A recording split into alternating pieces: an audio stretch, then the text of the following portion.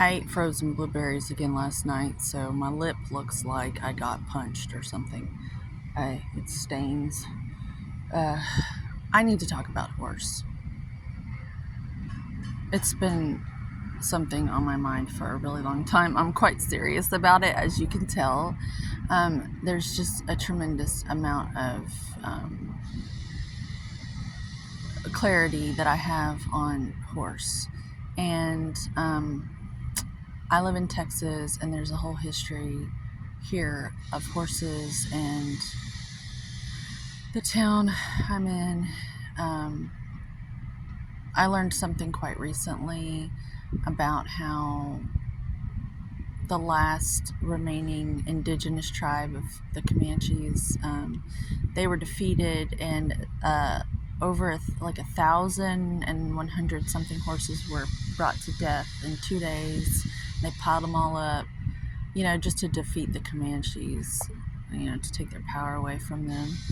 And that just, reminds me of how important horses have been to us throughout history, and how man would have never gotten as far as it got without the horses, and how much fury I feel when I see someone riding a horse and they just don't know. They don't understand that it's time to stop. Horses need us to dote upon them and try to earn the spirit of that animal's respect back, because they have served our kind for long enough, and it's time that they get to be with their family again. In Mongolia, they're very well respected in Mongolia. And then, of course, there's the zebra. Those are free horses. There's some, that are, treated a little bit better. But I'm in Texas, and there's other states with like rodeos and stuff. And I know these people respect their horses, and they take really good care of their horses. I just think that they've served our kind long enough. They don't want to be ridden anymore. They shouldn't have to be ridden anymore. Stop riding them. Stop riding them. They don't need to be ridden anymore. They deserve our respect. They're an honorable animal, and I just think that the ones that are in captivity should be treated with respect and taken care of. But we don't need them in that way anymore. So I want to speak up for horse, because I look in their eyes and they're aware of me. This has happened many, many, many, many, many, many times. There's a grocery store where there's some people who patrol on horses. They're not police. They look like ranger, like indigenous rangers almost. But the horses and me and horses. I can connect with animals in such a way to where the animals recognize me as someone different than the herd of what our species is.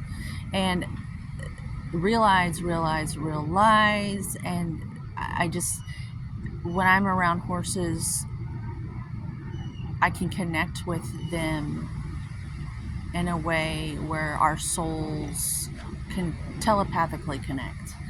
And they are aware of me, and I'm aware of them, and I sense that they need me to talk for them, because they need to be heard. They've done enough, they've done enough. And I think a lot of working men, and maybe working women too, feel like horses, and you can relate with a horse in that way. There's a cute little insect on my hat. Do you see it? I don't know what it is, but it just showed up. Like a little army ant. A GI ant. Thank you. for your service too. We're all family here. But I don't know where you went. Oh, you're still there.